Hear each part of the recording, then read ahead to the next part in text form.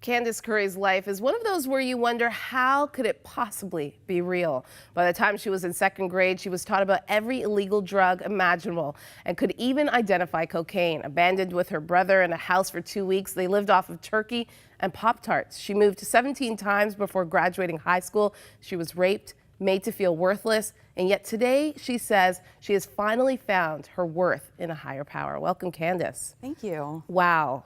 I mean, when I read your book, I just couldn't stop saying wow. Well, thanks. So this all starts off, your book is called The Con Man's Daughter, and you wanted to be Daddy's little girl. You would put your hand in his back pocket and follow your dad everywhere he went. That was your desire.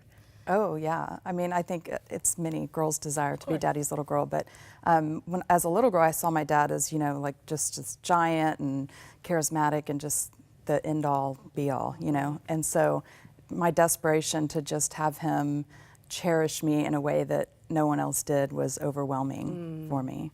And not really knowing what your dad did for a living. So he would always show up with a new car. You know, you moved around quite a bit, as I said. And so you thought he was a bookie. You said it in a classroom one day. You know, everyone's telling what their dad did, and you were very proud to say he was a bookie. I was, you know, I'd straightened my shirt out and I was excited. It was like my shining moment. And I said my dad was a bookie, and I guess that wasn't really appropriate. That, you know, the teacher didn't say anything, but the other kids didn't have any idea. So, but I think my mom got a call, or they met her when she picked me up or something to discuss what I had said. But I just thought a bookie was somebody who kept numbers for people, and yeah, that wasn't what it was at all. But what did your dad do? He was a legitimate criminal. He embezzled money, and I mean, I don't know the full extent. I know that I know he had made his own checks that didn't have bank accounts to him, that kind of stuff. There was more grand scale things that I don't know about, but in our little world, he would test drive cars off the lot and give them to us for our birthdays. Wow. So we were driving stolen vehicles. Wow. Move us into homes that weren't up for sale or rent or anything. I guess they would just be empty and we'd move in. So yeah, that was one instance with my brother. He moved him into a house and the owners came home. So I think sometimes we rented the houses. I don't know. It was weird. And so in second grade, he basically sits your brother and you down and gives you a drug lesson. Yes. Literally lays out all the drugs. All of it. Points them all out to you. My mom worked nights. My mom's like the most hardworking woman ever, and she worked nights because she was a nurse and it paid better. And so we were with my dad, and I remember him going into we had these big cabinets next to the TV, and he pulled out a bag and he set it all on the table. We would have these like late night chat sessions where we'd learn all this random stuff from him, and he laid it all out on the table and told us what everything was. Wow. As far as the drugs go, and we didn't even think anything weird about it. We were like, oh, okay, you know. And that was your life. Yes. Yeah. And I specifically remember him saying, if you want to try drugs, come to me first, don't go to your friends. Wow. And so that was kind of our first drug lesson, and I was in second grade. And what I find fascinating through your story is there's this constant pull and tug with God, and almost feeling like as you live in this very chaotic life, you know, you say in the book that your dad was diagnosed bipolar and diagnosed sociopath. Yes. And so as you live in this randomness of your dad just, you know, picking you up from school and just driving for hours just high on drugs, you wondered, did God really care about me?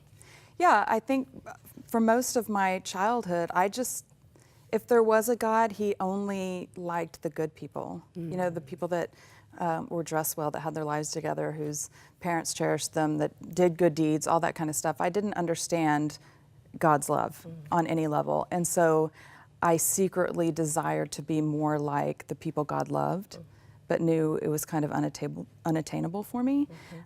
So I was seeking my worth and love through my dad, and because I didn't know that I deserved it from God. I didn't feel worthy of it. And this gets worse. Your dad prescribes or gives you Xanax, and to, you know, you didn't even think you were anxious, but he felt that you needed Xanax. But there comes a point, and we're rushing through the story. So again, at home, you're going to want to get your copy of The Con Man's Daughter. There comes a point where your dad's best friend picks you up from school, and you go on this crazy ride. But the end of the day or the end of the night ends up in pain and hurt. Tell us about that.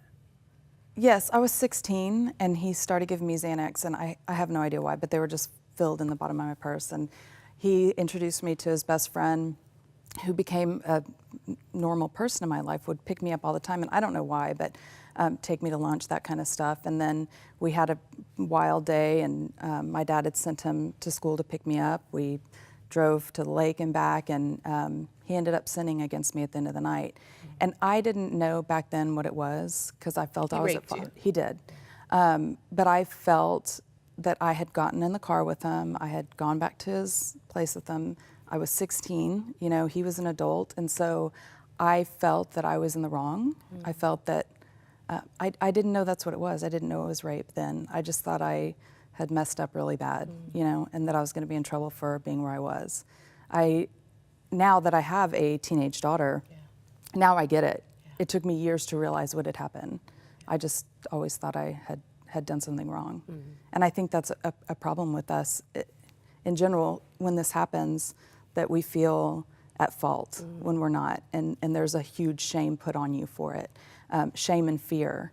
And it took me years and years to understand and live that. Well, Candice was a teenager and her life was out of control and all at the hands of her father. But little does she know that it was only going to get worse. Stay with us.